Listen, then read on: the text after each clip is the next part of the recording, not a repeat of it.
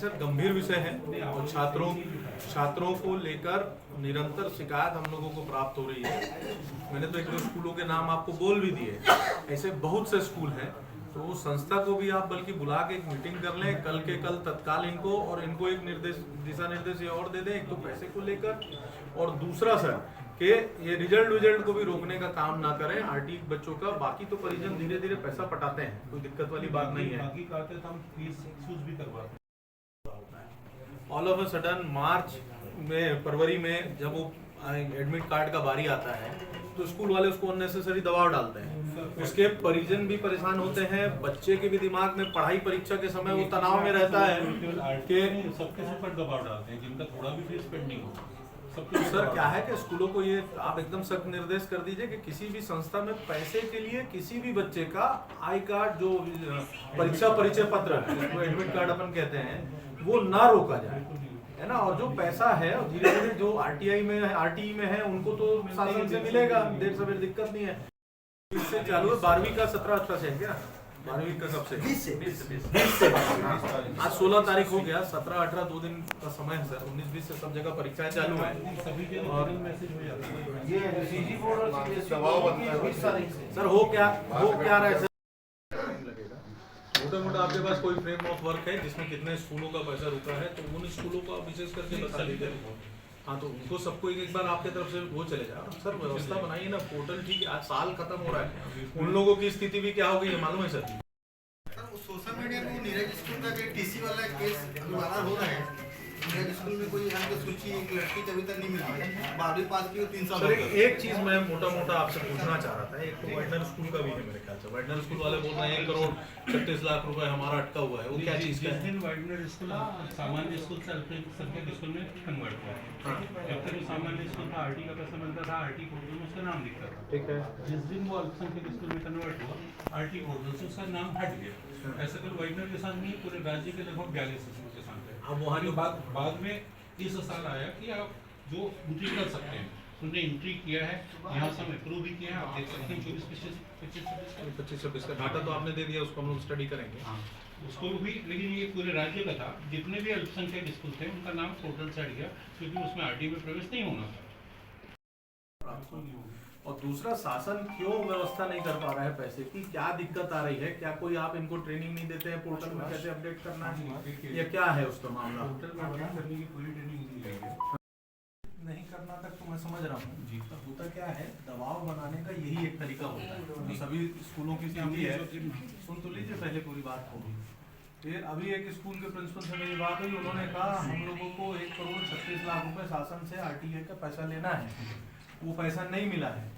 हम लोग को स्टाफ को सैलरी कहाँ से देंगे सर, अगर पेरेंट्स लोग उस पैसे? क्या मामला है? जिला शिक्षा अधिकारी का घेराव किया गया था।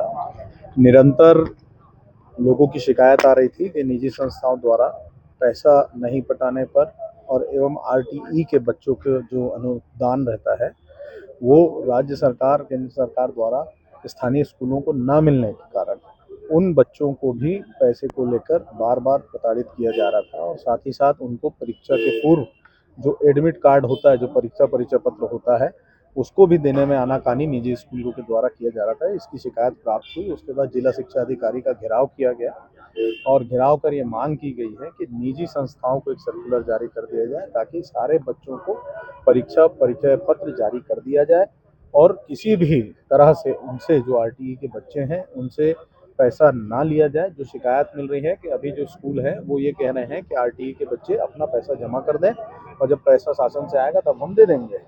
तो ये संभव नहीं है, क्योंकि बच्चा अभी पैसा भरेगा और वो पास आउट होकर चला जाएगा। तो किसी भी बच्चे को प्रताड़ित ना किया जाए और जिन बच्चों से पैसा लिया गया है आरटीई के बच्चों से, उनका पैसा वापस किया जाए। और जो परिजन नहीं पटा पा रहे हैं या किसी कारणवश पैसा देने में असक्षम है, उनके कुछ फीस को माफ़ किया जाए ताकि ये एंड परीक्षा के समय बच्चों को पढ़ाई का ध्यान रहे, ना कि उनके ऊपर किसी प्रकार का मानसिक तनाव ना बच्चों पर ना परिजनों पर पड़ सके। इसको लेकर आज घेराव किया गया था और घेराव के बाद में तत्काल हम लोगों की मांग पर जिला शिक्षा अधिकारी ने एक सर्कुलर जारी किया है, जिसमें तत्काल सभी निजी संस्थाओं को एडमिट कार्ड देने के लिए कहा गया है।